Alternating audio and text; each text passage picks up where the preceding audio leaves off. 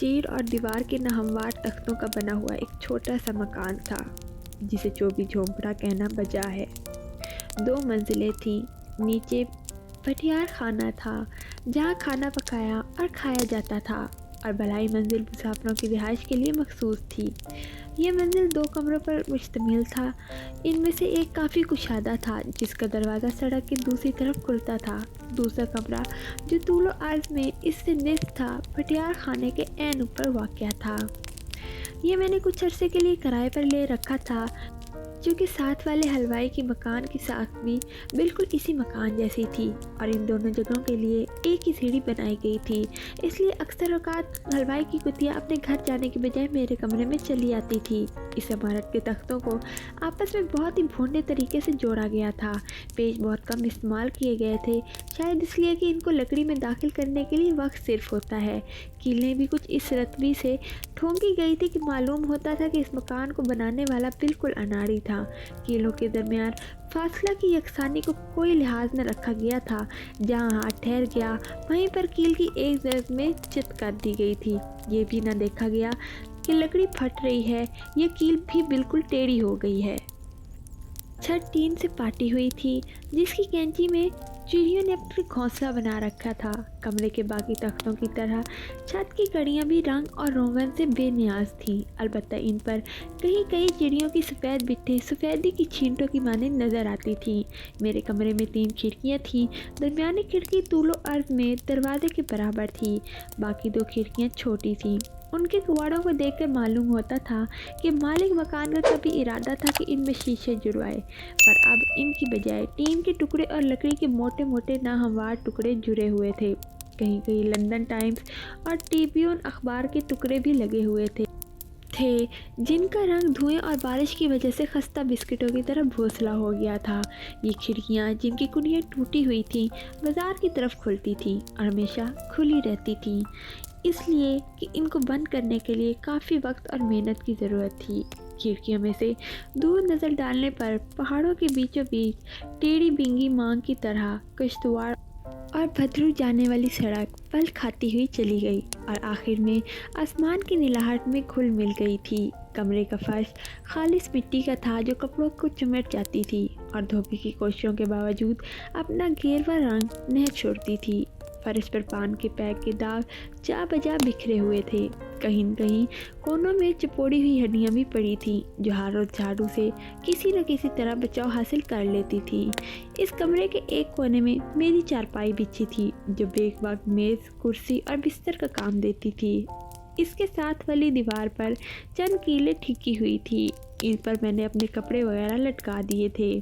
دن میں 5 سے 6 مرتبہ میں ان کو لٹکاتا رہتا تھا، اس لیے کہ ہوا کی تیزی سے یہ اکثر گرتے رہتے تھے۔ کشمیر جانے یا وہاں سے آنے والے کئی مسافر اس کمرے میں ٹھہرے ہوں گے۔ بعض نے آتے وقت جاتے وقت تختیوں پر چاک کی ڈلی یا پینسل سے کچھ نشانیوں کے طور پر لکھ دیا تھا۔ سامنے کھڑکی کے ساتھ والے تختے پر کسی صاحب نے یادداشت کے طور پر پینسل سے یہ عبارت لکھی ہوئی تھی: 4-5-25 سے دودھ شروع کیا اور 1 روپیہ پیشگی دیا گیا۔ اسی طرح ایک اور تختے پر یہ مندرج تھا: دھوبی کو کل 15 کپڑے دیے گئے تھے جن میں سے وہ 2 کم لایا۔ میرے سرہانے کے قریب ایک تختے پر یہ شعر لکھا تھا: دور و دیوار پر حسرت سے نظر کرتے ہیں، خوش رہو اہل وطن سفر کرتے ہیں۔ اس کے نیچے علی پنٹر لکھا تھا، ظاہر ہے کہ نویس سندا کا نام ہوگا۔ یہی شعر کمرے کے ایک اور تختے پر لکھا تھا مگر زرد چاک سے، اس کے اوپر تاریخ بھی لکھ دی گئی تھی۔ ایک اور تختے پر یہ شعر قوم تھا: میرے گھر آئے عنایت آپ نے مجھ پر یہ کی، میرے سر آنکھوں پر آؤ تھی یہ کب قسمت میری۔ اس سے دور ایک کونے میں یہ مصرع لکھا تھا: ایک ہی شب گور ہے لیکن گلوں میں ہم رہے۔ اس مصرعے کے پاس ہی اس خط میں پنجابی کے یہ شعر قوم تھے: تیرے باجو نہ آسی قرار دلوں، جذبہ پریم والا بے قرار رہے گا۔ لکھ اکھیاں تو ہو سے دور بانوئے، پر دلانوں دلاندہ راہ رہے گا۔ تیرے میرے پیار دا رب جانے، مگو نال نیز گواہ رہے گا۔ ترجمہ: تیرے بغیر میرے دل کو کبھی قرار نہیں آئے گا، جذبہ محبت بے پناہ رہے گا۔ تو لاکھ میری آنکھوں سے دور ہو لیکن دل کو دل کی راہ رہے گی۔ تیرے اور میرے پریم کا صرف خدا جانتا ہے، لیکن منگو نالہ کا پانی بھی اس کا گواہ رہے گا۔ میں اس اشعار کو غور سے پڑھا، ایک بار نہیں کئی بار پڑھا۔ نامعلوم ان میں کیا جاذبیت تھی کہ پڑھتے پڑھتے میں نے ہیر کی دل نواز دھن میں انہیں گانا شروع کر دیا۔ لفظوں کا روکھا پن یوں بالکل دور ہو گیا اور مجھے ایسا معلوم ہوا کہ لفظ پگھل کر اس دھن میں حل ہو گئے ہیں۔ یہ شعر کسی خاص واقعے کے تاثرات تھے۔ مگو نالہ ہوٹل سے 1 میل کے فاصلہ پر شہتوتوں اور اخروٹوں کے درختوں کے بیچوں بیچ بہتا تھا۔ میں یہاں کئی بار ہو آیا تھا، اس کے ٹھنڈے پانی میں غوطے لگا چکا تھا، اس کے ننھے ننھے پتھروں سے گھنٹوں کھیل چکا تھا۔ لیکن یہ بانو کون تھی؟ یہ بانو جس کا نام کشمیر کے پگو گوشے کو یاد تازہ کرتا تھا۔ میں نے اس بانو کو اس پہاڑی گاؤں میں ہر جگہ تلاش کیا مگر ناکام رہا۔ اگر شاعر نے اس کی کوئی نشانی بتا دی ہوتی تو بہت ممکن ہے مگو نالے ہی کے پاس اس کی اور میری مٹ بھیڑ ہوتی، اس مگو نالے کے پاس جس کا پانی میرے بدن میں جھرجھری پیدا کر دیتا تھا۔ میں نے ہر جگہ بانو کو ڈھونڈا مگر وہ نہ ملی۔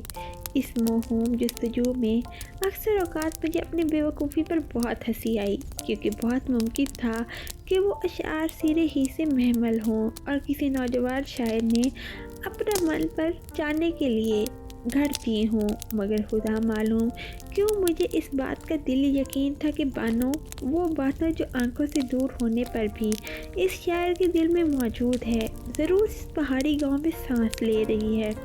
سچ پوچھئے تو میرا یقین اس حد تک بڑھ چکا تھا کہ بعض اوقات مجھے فضا میں اس کا نفس کھلا ہوا محسوس ہوتا تھا۔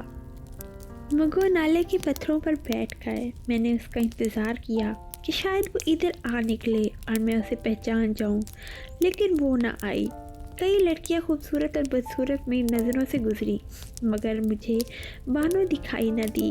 مگو نالے کے ساتھ ساتھ اگے ہوئے ناشپاتی کے درختوں کی ٹھنڈی ٹھنڈی چھاؤں، اخروٹ کے گھنے درختوں میں پرندوں کی نغمہ ریزیاں اور گیلی زمین پر سبز اور ریشمی گھاس میرے دل و دماغ پر ایک خوشگوار ارتکان پیدا کر دیتی تھی اور میں بانو کے حسین تصور میں کھو جاتا تھا۔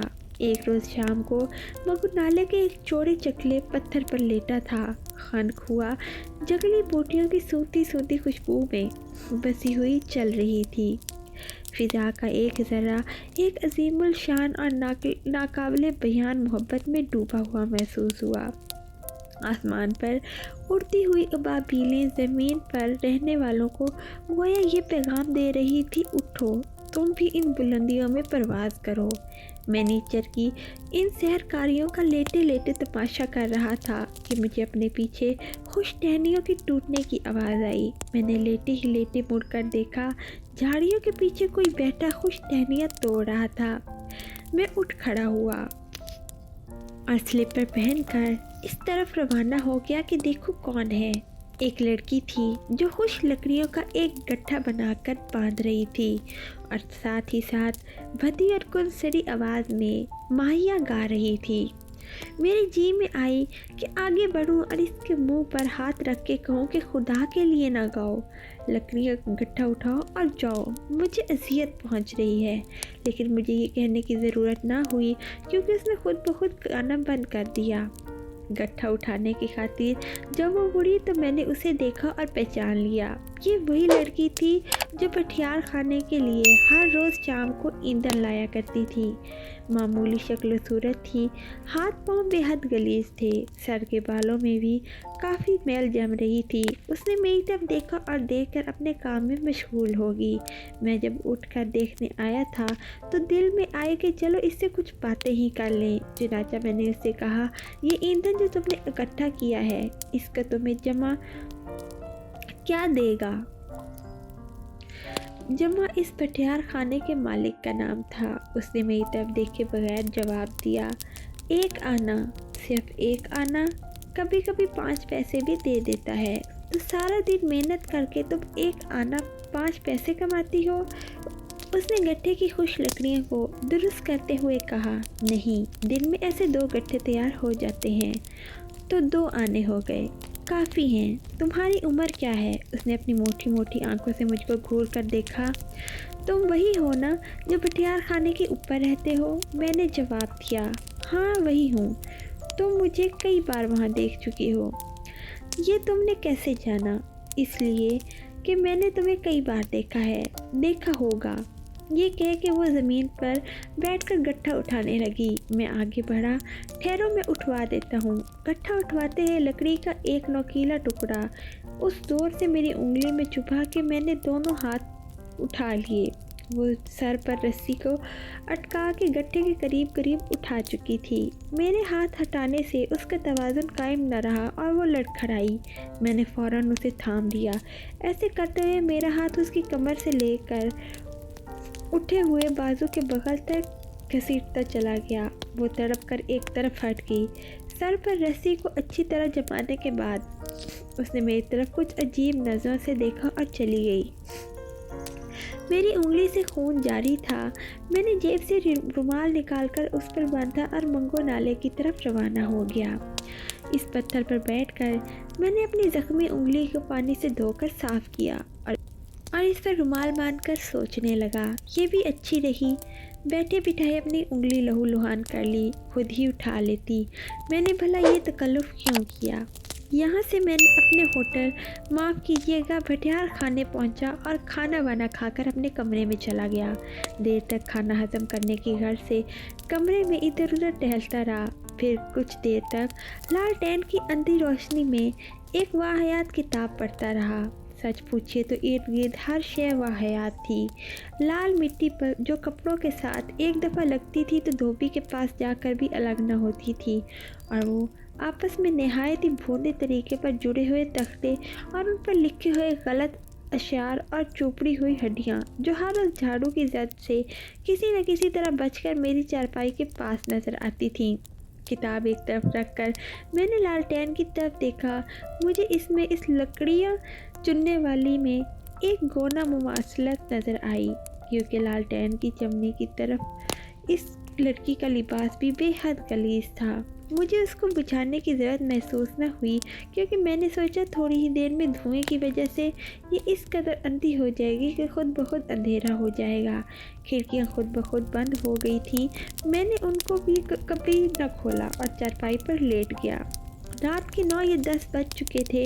سونے ہی والا تھا کہ بازار میں ایک کتا زور سے بھونکنے لگا، جیسے اس کی پسلی میں یکایک درد اٹھ کھڑا ہوا ہے۔ میں نے دل ہی دل میں اس پر لعنتیں بھیجی اور کروٹ بدل کر لیٹ گیا، مگر فوراً ہی نزدیک و دور سے کئی کتوں کے بھونکنے کی آواز آنے لگی۔ ایک عجیب و غریب سبدک قائم ہو گیا۔ اگر کوئی کتا ایک سر چیرتا تو سبدک کے سارے سر فضا میں گونجنے لگے۔ میری نیند حرام ہو گئی۔ دیر تک میں نے صبر کیا، لیکن مجھ سے نہ رہا گیا تو میں اٹھا، دوسرے کمرے میں گیا اور اس کا دروازہ کھول کر باہر نکل گیا۔ نیچے بازار میں اترا اور جو پتھر میرے ہاتھ میں آیا مارنا شروع کر دیا۔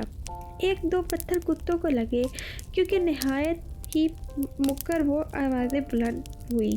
میں نے اس کامیابی پر اور زیادہ پتھر پھینکنا شروع کر دیے۔ دفعتاً کسی انسان کی اف کرنے کی آواز سنائی دی۔ میرا ہاتھ وہیں پتھر بیٹھ گیا۔ آواز کسی عورت کی تھی۔ سڑک کے دائیں ہاتھ ڈھلوان تھی۔ ادھر تیز قدمی سے گیا تو میں نے دیکھا کہ نیچے ایک لڑکی دوہری ہو کر کراہ رہی ہے۔ میرے قدموں کی چاپ سن کر وہ کھڑی ہو گئی۔ بدلی کے پیچھے چھپے ہوئے چاند کی دھندلی روشنی میں مجھے اپنے سامنے وہی ایندھن چننے والی لڑکی نظر آئی۔ اس کے ماتھے سے خون نکل رہا تھا۔ مجھے بہت افسوس ہوا کہ میری غفلت کے باعث اتنی تکلیف ہوئی، چنانچہ میں نے اس سے کہا، مجھے معاف کر دینا، لیکن تم یہاں کیا کر رہی ہو؟ اس نے جواب دیا، میں اوپر چڑھ رہی تھی۔ رات کو اس وقت تمہیں کیا کام تھا؟ اس نے کرتے کی آستین سے ماتھے کا خون صاف کیا اور کہا، اپنے کتے شیرو کو ڈھونڈ رہی تھی۔ بے اختیار مجھے ہنسی آ گئی اور میں تمام کتوں کو خون کر دینے کا تہیہ کر کے گھر سے نکلا تھا۔ وہ بھی ہنس دی۔ کہاں ہے تمہارا شیرو؟ اللہ جانے کہاں گیا ہے، یوں ہی سارا دن مارا مارا پھرتا ہے۔ تو اب کیسے تلاش کرو گی؟ یہی سڑک پر مل جائے گا کہیں۔ میں بھی تمہارے ساتھ اسے تلاش کروں؟ नींद मेरी आंखों से बिल्कुल उड़ चुकी है, इसलिए मैंने कहा कि चलो कुछ देर शुगर रहेगा, लेकिन उसने सर हिलाकर कहा नहीं, मैं इसे अपने आप ही ढूंढ लूँगी, मुझे मालूम है वो कहाँ होगा। अभी अभी तो तुम कह रही थी कि तुम्हें कुछ मालूम ही नहीं। मेरा ख्याल है कि तुम्हारे मकान के पिछवाड़े होगा, तो चलो मुझे भी उधर ही जाना है, क्योंकि मैं पिछला दरवाज़ा खोल कर बाहर निकला था। हम दोनों भटियार खाने के पिछवाड़े की जानिब रवाना हुए। ठंडी ठंडी हवा चल रही थी, जो कभी कभी बदन पर खुशगवार कपकपी तारी कर देती थी। चांद अभी तक बादल के पीछे छुपा हुआ था। रोशनी थी मगर बहुत ही धुंधली, जो रात की खटकी में बड़ी पुरस्कार मालूम होती थी। जी चाहता था आदमी कंबल ओढ़कर लेटे जाए और ऊट पटांग बातें सोचे। सड़क तय करके हम ऊपर चढ़े और भटियार खाने के उकम में पहुंच गए। वो मेरे आगे थी। एकदम वो ठटकी और मुंह फेरकर अजीब व गरीब लहजे में उसने कहा, दूर दफान होना मराद। एक मोटा ताज़ा कुत्ता नमूदार हुआ और अपने साथ हलवाई की कुतिया को घसीटता हुआ हमारे पास से गुजर गया। दरवाज़ा खुला था। मैंने उसे अंदर अपने कमरे में ले गया। लालटेन की चमनी अभी मुकम्मल तौर पर तैयार नहीं हुई थी, क्योंकि एक कोने से जो उसका लग से बच गया था थोड़ी थोड़ी रोशनी बाहर निकल रही थी। 2-2.5 घंटे के बाद हम बाहर निकले। चांद अभी बादल से निकल आया था। मैंने देखा कि नीचे सड़क पर उसका कुत्ता शेरू बड़े से पत्थर के पास बैठा अपना बदन साफ कर रहा था। उससे कुछ दूर हलवाई की कुतिया खड़ी थी। जब वो जाने लगी तो मैंने उससे पूछा, तुम्हारा नाम क्या है? उसने जवाब दिया, बानो। बानो? मैंने उससे ज़्यादा कुछ न कह सका।